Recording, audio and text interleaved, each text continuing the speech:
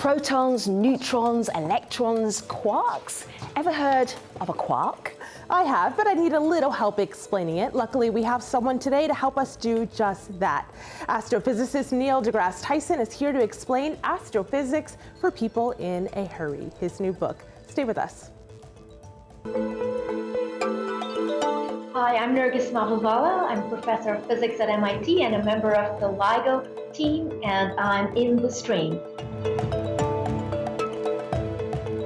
From the Big Bang Theory to quantum mechanics, astrophysics conjures up great images of space and time, concepts out of reach for some people. The popular American astrophysicist and podcast host Neil deGrasse Tyson hopes to change that. His new book, Astrophysics for People in a Hurry, comes at a challenging time for science in the United States. From climate change skeptics to the Trump administration's proposed budget cuts to scientific research, many scientists are having to not only explain their work, but defend it. This has inspired a new wave of activism to combat alternative facts with just science. With us from New York to explain his work, we're pleased to welcome back to the stream Neil deGrasse Tyson. Welcome back, Neil. Great to have you. Also joining you, we have from the US state of Arizona. You're so very welcome. Yeah. We also have Zachary Kovich. He is a high school physics teacher, an award-winning high school physics teacher. And on our set here in Washington, D.C., taking a break from class, Camila Riveros and her classmate Talia Wharton. They are both science lovers and high school students in Washington, D.C. Welcome, everybody. Let me just show you a little passage here from Neil's book that caught my eye and Malika's eye as well.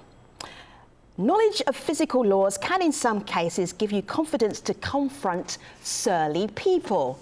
Neil, for example, tell us the story. Is that the hot chocolate incident? I think it might be. And the whipped cream. Oh, okay. Yeah. So what happens is when you know how the universe works, how nature is put together, it's empowering. And when other people try to exploit what might be your ignorance of that for their own gain, or for their own attitude, or for their own ego, you become equipped to confront that. It's almost like an inoculation against charlatans who are out there.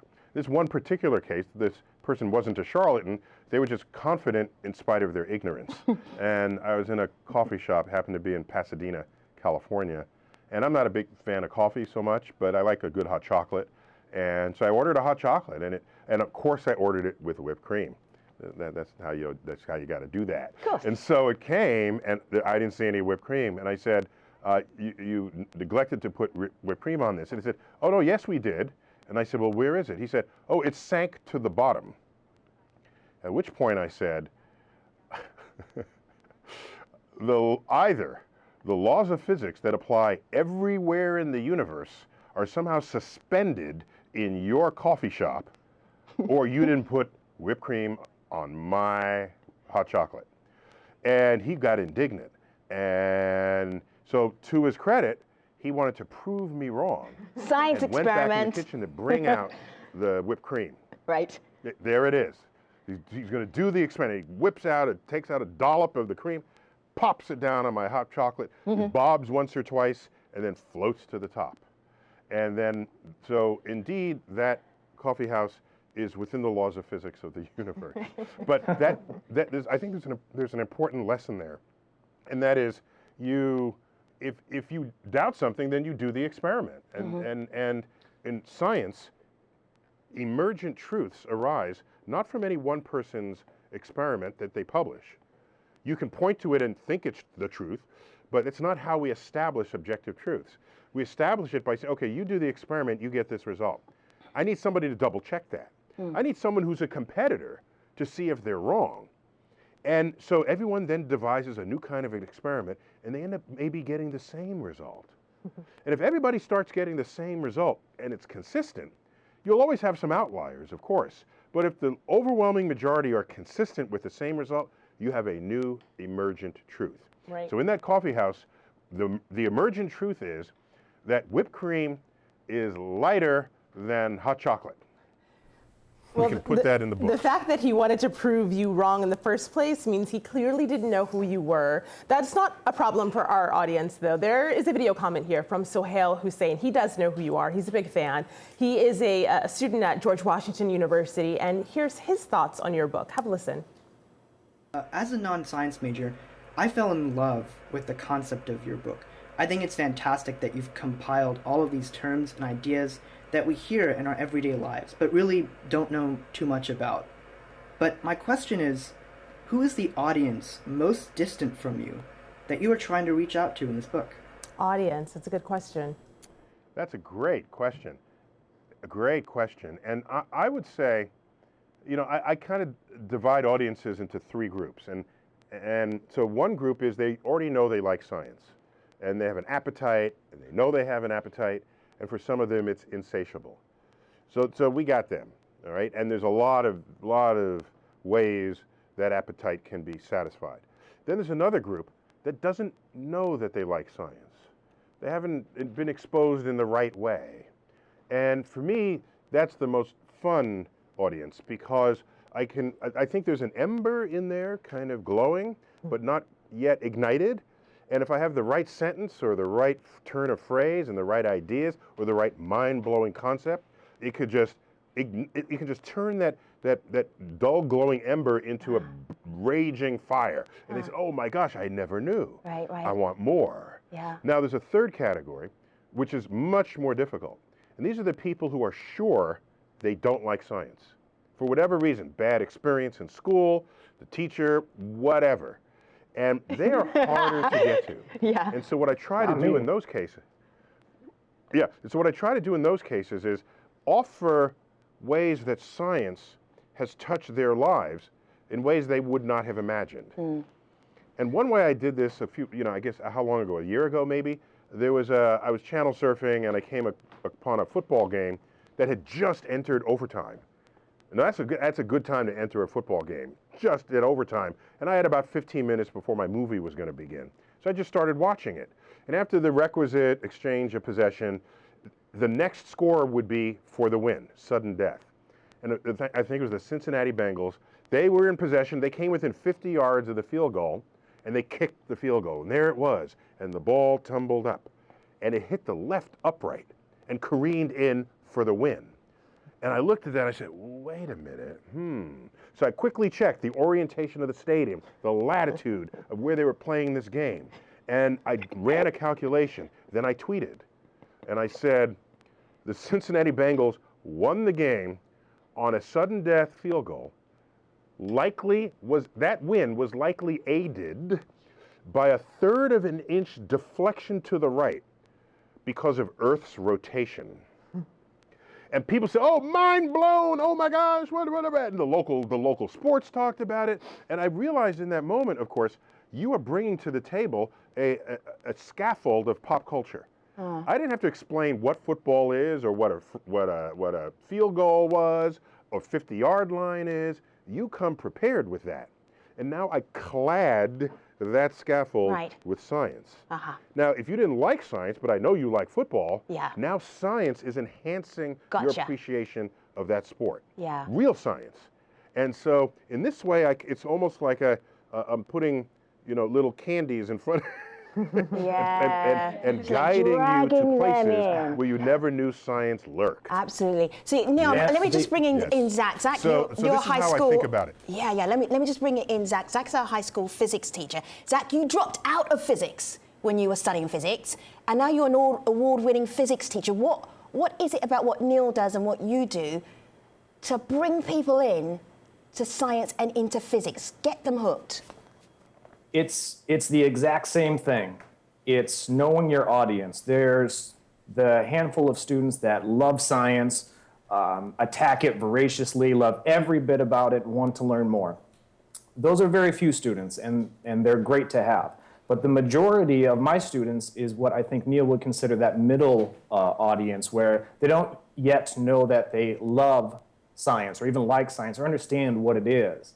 And the way to get to them is to make it relevant. And going back to the hot chocolate, a cup of hot chocolate with whipped cream can make science relevant, putting it right in front of them and saying, here it is, Science is just a way of looking at things and figuring stuff out and explaining this world and universe around us, and here's this hot cocoa right in front of us. Now, in Phoenix, we probably wouldn't have hot cocoa, maybe a nice glass of iced tea or something, but it's just making it relevant. Once you make it relevant to that middle audience, it just explodes, and then they gain that appetite. Let me just add something there go ahead, Neil. that Zach mentioned, but I want to emphasize that I think the difference between communicating and lecturing is that when you give a lecture, you face the board and you write your equations or whatever, and people have to sort of come to you to understand what you're doing. But if you're going to communicate, there is huge value to knowing as best you can whatever are the tangled mental roadways that might be coursing in the mind of the student. And once you know that, you can find receptors to information, to insight, to knowledge that the student might not even know, the students that might not even know they have. And in the case of the whipped cream, I happen to know in advance, I left out a little piece of that story. I know that people can be confused by the fact that you make whipped cream from something called heavy cream. Yes. And if it's called heavy, then it must be heavier than milk. Right, right. And so, yeah, heavy. And so I know this in advance. And so that's why I said, let me just follow through with this exercise to get the person out of this misnamed product, heavy cream. Of course, the heavy means it's thick, but that doesn't mean it's dense. And in fact, old timers remember when milk was delivered to your door, it was not homogenized, and the cream would rise to the top. In fact, that's an expression. Cream always rises to the top. But when you skim off the cream, what's left is skim milk. So obviously then, however heavy your cream is, it's lighter than skim milk, less dense than skim milk. So I came to this exchange with the server knowing all of this. So that when he never had a chance, Neil deGrasse Tyson. Probe his experiment. What's that you say? He never had a chance to actually challenge you, because you think science, you think physics all of the time. We have so many questions for you. Hang tight for a moment. Malika, where do you want to go? So I want to push this to some of the students who are watching you and bring in our own students here on set. This is a video comment we got from a medical laboratory science, and she runs a YouTube channel called Fly Science. This is Brianda, and this is what she told us. Hi, Dr. Tyson. I'm a medical laboratory scientist, and I've noticed that my friends tend to believe the false stories about health and science online rather than believe me. And I was wondering if you have any advice that can help the average scientist gain the trust back from people that are outside of science. Thank you. So Camila, Talia, have you experienced this? I don't think it's a matter of trust. So I want to get your answer, but I wanted to hear if the two students here in DC, because I know you guys are science whizzes, have you experienced this? And talk to Dr. Tyson about what that's like. I mean, yeah, I've definitely sometimes struggled with concepts, just processing them, and just, I think you're definitely right that like you don't really know, until you test it out. And I think I've definitely experienced that, you know, within the classroom or just like outside, you know, just going about my day. I think it's definitely a matter of experience to a degree. Yeah, totally. Yeah. Well, when it comes to understanding concepts, I had a very similar experience early in my life when I first learned that light traveled, and I didn't really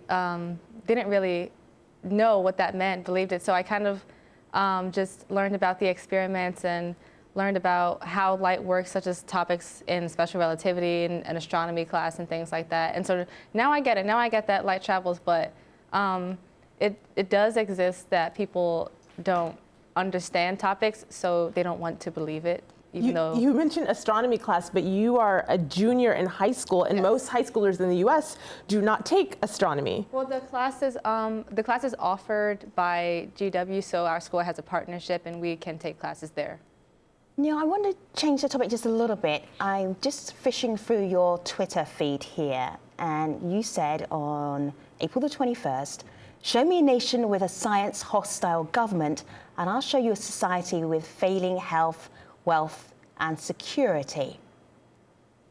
Expand on that. Yeah, so I think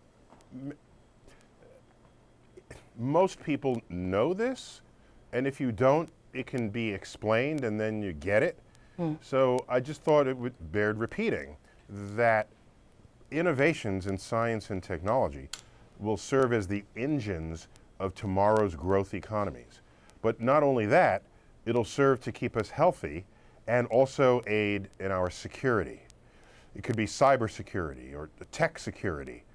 In these days, it's no longer so much how many soldiers do you have, it's how wise is your technological infrastructure to handle what might be an opposing force. And so if you are in denial of what science is and how and why it works, those are the seeds of the unraveling of your informed democracy. And as it begins to unravel, all the things that science and technology had been providing for you begin to go away.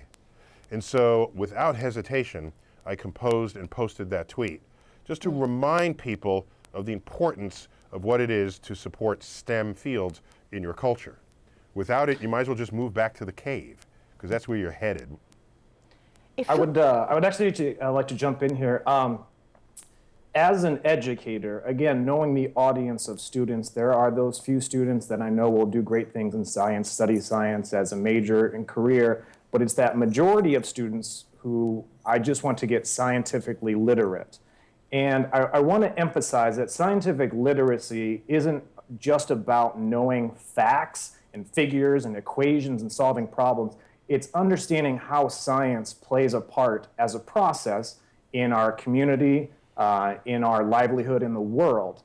So actually a question for Neil on that topic would be then, how in specific to the scientific field, how could we as educators and students become more scientifically literate? Where are we, where's the disconnect, if any? Yeah, and first I agree with everything you said. What is missing from the curriculum, I think, is because we think of becoming educated as you unzip your head and pour, because you're a vessel, and you pour knowledge in, and then you zip it back and hand the diploma to you, and you go off and say you are now educated. But the educational process needs to contain things like courses in analysis. How do you process information? How do you deduce what is true versus what is not true from data, from knowledge, and what does it mean to interpret ideas? This is an entire other exercise in what it is to become educated. And at the centerpiece of that is a missing course that I would call What Science Is and How and Why It Works. And that's not a particular science subject. That is just an introduction to the enterprise that is science. And without that, you can become an educated adult and end up standing in denial of an emergent scientific truth, cherry-picking lone measurements, lone observations that you then make as your centerpiece of your legislation. This is not how this should go. This is no. And so do I blame them, or do I blame an educational system that doesn't even know what it is that should be included to have prevented that in the first place? So we're live on Facebook, Neil, and this is a comment we just got from Ben Connors, who's actually a former streamer. He wants to know what's one thing that citizens who believe in science and logic should do to support the force of logic in our culture and government. Is it buy a Mr. Spock t-shirt? By the way, you'll never hear me use the word logic as it relates to science or cosmic discovery. Logic has very pure and specific meanings in mathematics and some branches of philosophy, and there's a whole field called logic. Yes, we invoke logic all the time, but often people will say that they might stand in denial of something because they'll say, well, that's not logical. No, there's plenty in the universe that is not logical. In fact, the opening page of the book that I just wrote is, the universe is under no obligation to make sense to you. So once you recognize that, you begin to embrace the fact that the universe is what our experiments show it to be. And our experiments are conducted basically outside of your 5 biological senses, because they are wrought with the capacity to misinterpret something that's going on in front of you. Psychologists have known this for a century. And we've figured this out as scientists as you work through the data and you find out that one person's bias manifested itself in the results of what they thought was objectively true. Neil? That's why you have people double checking who have different biases or no biases. So this whole thing about science literacy, again, I agree, it is not so much about what you know, but how is your brain wired for interpreting and processing information. Right. And once you have that, oh my gosh, there is no limit to where you can take a nation. Now, I want to remind our international audience who are watching this the kind of climate we're in right now in the United States. I'm playing a little clip from Bernie Sanders' YouTube page where he was looking at politicians talking about climate change. Have a listen to this. The last 17 years, there has been no significant recorded warming. None. And the problem is the satellites, when they're measuring the temperature, it's not happening. I'm keeping an open mind about the science of all of this, but you know. Are you convinced that climate change is man-made? Well, look, I don't know that that is a resolved issue in science today. I would hope my colleagues would devote more of their time trying to find real solutions for the American people instead of trying to please their liberal base with alarmist rhetoric about climate change. But the truth is, climate's always changing. It's always been changing, and it will continue to change. What percentage of it is due to human activity, I don't know the answer to, and scientists don't know the answer to the exact amount of it that's due to human activity. See, Neil and Zach, you've been talking about being science literate, but what do you do when politicians, when funders, when the policymakers are not science literate? Doesn't science and development depend on them understanding, or at least appreciating, what scientists are doing? I think so. Yeah, it's the beginning of the end. If we actually maybe direct that Zach, to our student, thank you. Can we actually maybe direct that to our students on the panel? What are their thoughts on, or concerns, I guess, about science and science's future in our country? I'd love to hear the view of the youth. Talia, you heard those politicians there saying, I'm not sure there's such a thing as climate change, and your reaction was what? My reaction was that I don't want to grow up in a world where we don't we don't take care of it and respect it. We need to understand it and what's happening with it. Sure. So I don't want to grow up in a world that's being destroyed. Yeah, I definitely agree with what Talia has said. And I feel like the more we talk about it, the better everything will be. Like, the more we talk about it, that the more attention it'll get, and maybe, you know, in the future, we'll be able to do something, you know, because it feels like right now we're not doing anything. Ladies, I have to tell you this. Neil deGrasse Tyson has a spooky ability that he trained himself to have, which is wrap up a thought in a soundbite, because he hates people to edit him. Neil, we have 1 minute left in this part of our show before we all go online. So this idea about what do you do when the policymakers and the politicians, they don't understand science, what do you do?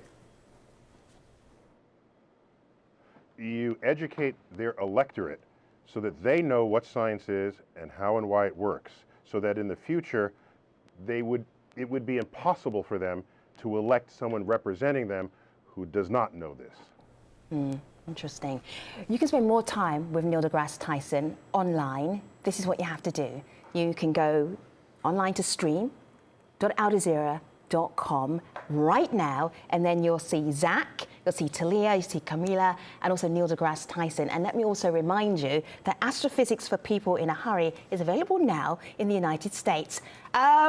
Free plug, Neil. We'll talk to you in a moment online. Thanks very much for being part of this edition of The Stream. Malika, how's this conversation gone down online?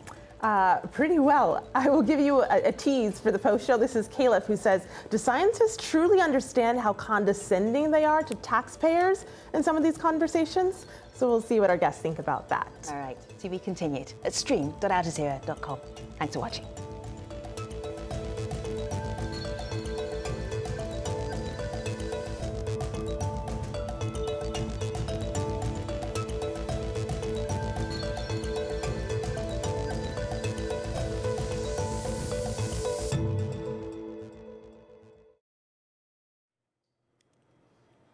Hello again. One live show is not enough for Neil deGrasse Tyson. We do have a little bit more in our post-show. Malika, where do you want to take us? So back to this teaser tweet that we got from Caleb, who has lots of great tweets on our chain online.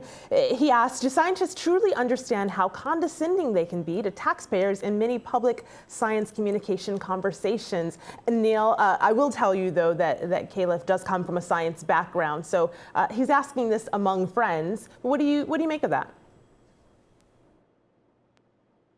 Well, so let's back up for a minute and let's go back to maybe the 1950s or 1960s. There were legions of scientists, well, even earlier during the war effort, during the Manhattan Project. There were legions of scientists working feverishly on major projects in the service of the nation. And you never even, for in many cases, you didn't even know they were there, much less comment on how they were trying to communicate with you when it was time for them to speak.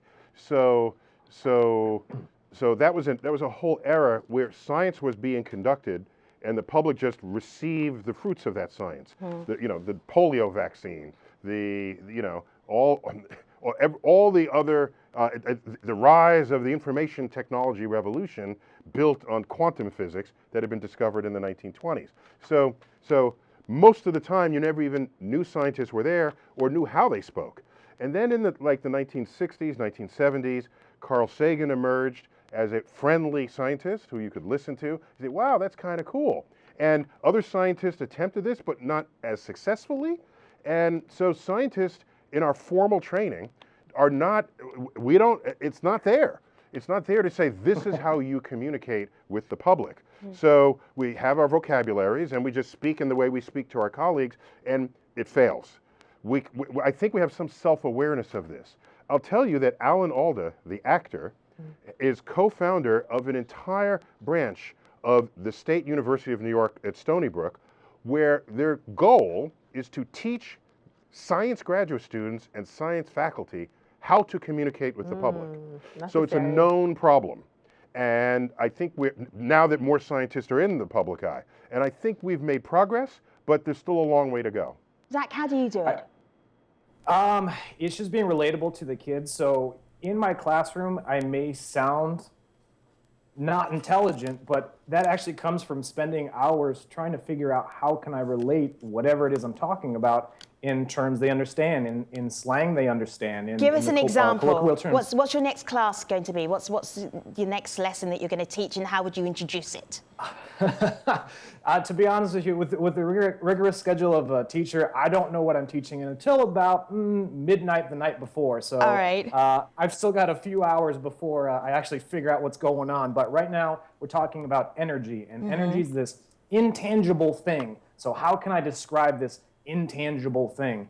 And it takes a lot of analogies, talking about money, talking about information, making these connections to things that they understand, but for something that is an abstract concept. Because I think if you ask 100 different scientists describe energy, you're going to get 100 different answers. And that goes back to the communication piece that Dr. Tyson was talking about. Neil, there's a lot of rivalry in your field of science and in amongst scientists anyway. I was talking to a biologist a few months ago, and she wasn't your biggest fan. The reason is because the media gravitate towards you because you are able to unpack an idea and make it understandable. Her critique was that that's great when you're talking about astrophysics, but what about when you're talking about other subjects? And she says sometimes when you're talking about other areas of science, you're not as good on that, but because you are a better communicator than the scientists in that field, they get kind of upset, but they can't do it. They can't do the communications bit. Is that a valid criticism, or is that a criticism of the scientists not being able to communicate? So a couple of things. What hardly anyone knows, I'm going to tell you here and now, is that I get called all the time by the press to comment on practically every science result that comes down the pipe, no matter what the field is. Exactly. And I tell them, I will not be your presented expert on something that is not either physics or astrophysics or something in the physical sciences that's close to my trained center line of profession. And I say, if there's some result that came out, and here's the minor exception to that. There's some discovery maybe in biology or chemistry, and they call me up. I say, go find the people who made the discovery, interview them. Then if you want me to tie a bow on it, I'd be happy to do so. And so they go get the raw interview, and they get it. And these are the people who struggled for a decade and finally get the result, and it's a great result. The press talks about it. And then I'm happy to come on and talk about the value of basic research and how it connects into our society. And so I decline most requests to speak specifically outside of my field that come into me daily and weekly.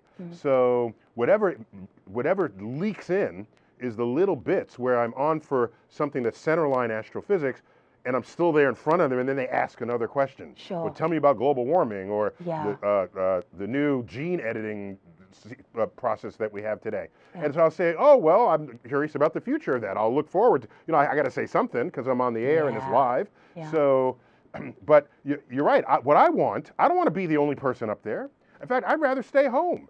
A perfect day for me is my phone doesn't ring and my inbox is empty. So we need more biologists and chemists to rise up and work, get their communication game up so that the press will return to you because they can reliably get a good soundbite or a good interpretive statement that empowers them to understand what you do. And then I can stay home. I'll go to the Bahamas. Okay, well then I have a specific astrophysics question for you. There's so many questions that we've gotten on Facebook. We can't get to them all, but this one is from Bahid. He says, do you think in the near future we'll be mining on other planets or asteroids? Is it possible, and how soon?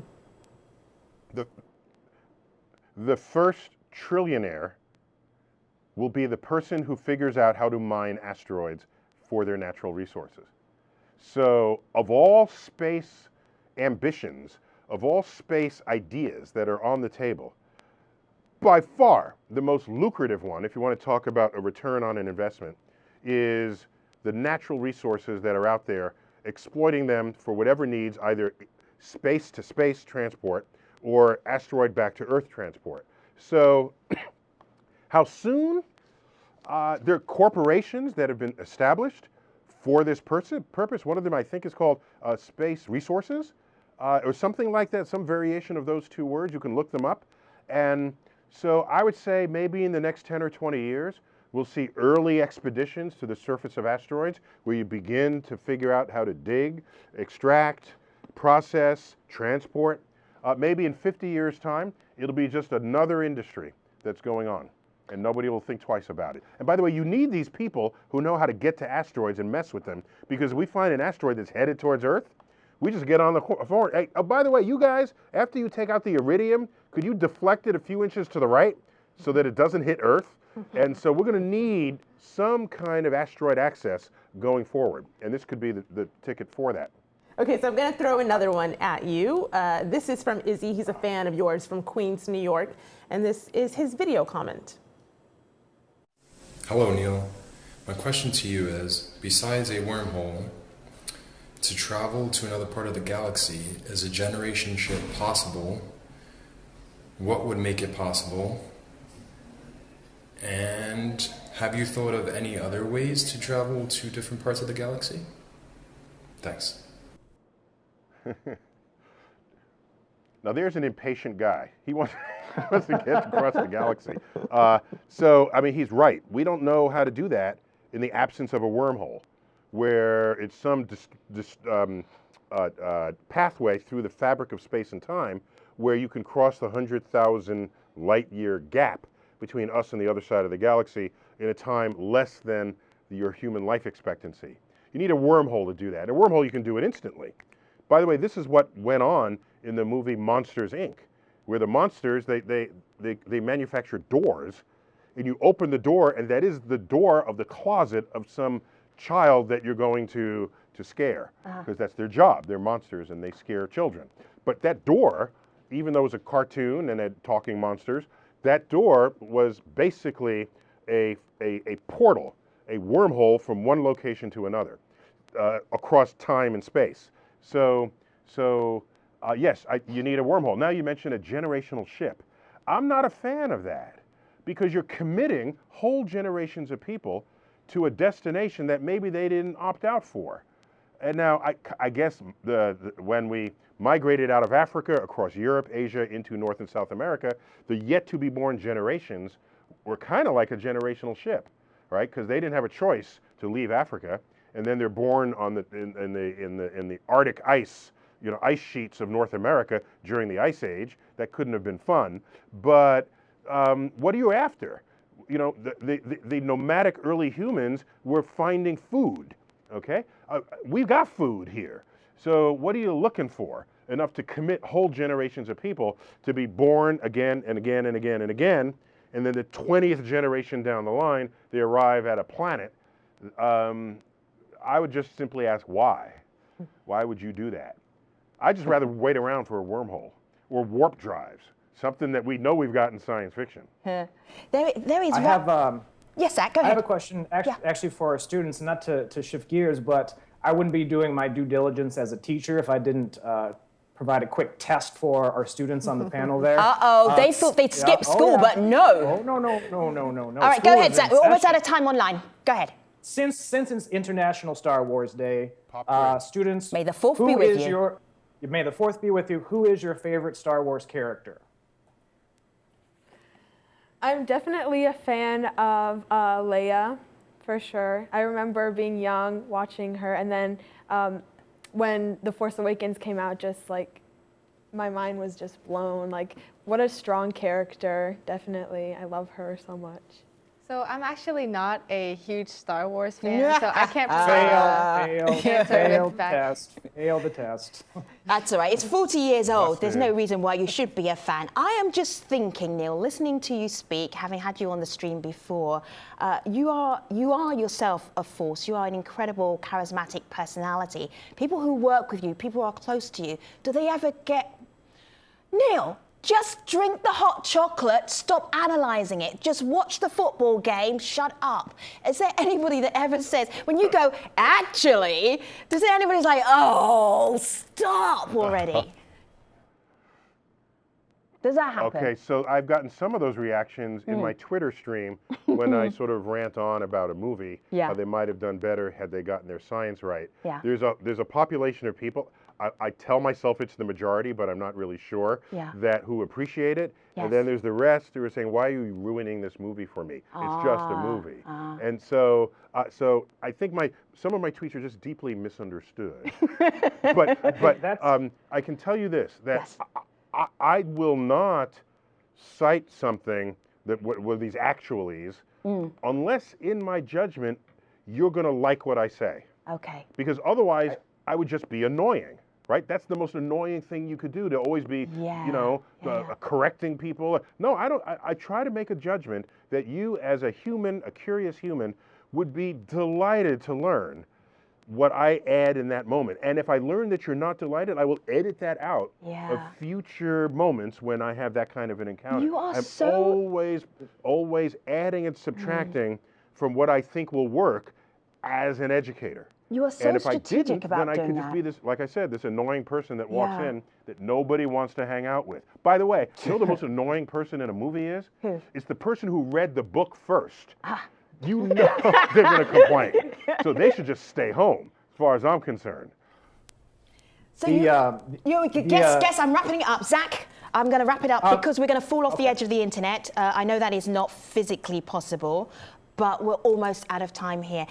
There is something, Neil, that I did want to ask you and ask you to share very briefly with people who watch you and don't understand how you do it.